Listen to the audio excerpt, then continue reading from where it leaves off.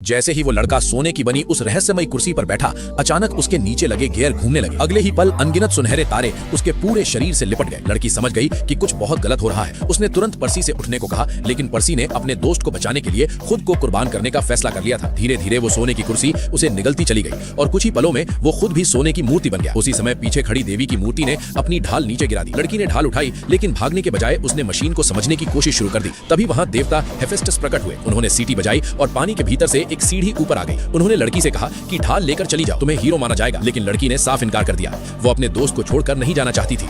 वो लगातार कुर्सी की कार्यप्रणाली समझने की कोशिश करती रही। उनकी सच्ची दोस्ती देखकर हेफेस्टस का दिल पिघल गया। उन्होंने फिर से सीटी बजाई और पर्सी के शरीर पर जमी सुनहरी परत पिघलने लगी। कुछ ही क्षणों बाद पर्सी ने फिर से सांस ली। इसके बाद पर्सी ने ढाल एरीज को सौंप दी। वादा निभाते हुए एरीज ने उसे एक बैग दिया। जब पर्सी ने बैग खोला तो उसमें बिजली का शक्तिशाली हथियार था। वो सीधे एम्पायर स्टेट बिल्डिंग पहुंचा और हथियार उठाकर कहा कि उसे ज्यूस से मिलना है। जैसे ही लिफ्ट ऊपर पहुंची, वो ओलिम्पस में था। उसने बिना डरे ज्यूस को उसका हथियार सौंप दिया। लेकिन ज्यूस को शक हुआ कि पर्सी ने ये हथियार चुराया है। वो हमला करने ही वाला था कि तभी पोसाइडन आकर उसका हाथ पकड़ लेते हैं। अपने बेटे की खातिर पोसाइडन ज्यूस के सामने झुक गए और कहा, मेरे बेटे को माफ कर दो। ज्यूस ने चेतावनी दी कि वो दोबारा कभी पर्सी को देखना नहीं चाहता और फिर वहां से चले गए। आखिरकार पर्सी की अपने पिता से सच्ची मुलाकात हुई। पोसाइडन ने उसके साहस की तारीफ की और उसे एक जादुई मोती देकर सुरक्षित इंसानी दुनिया में वापस भेज दिया।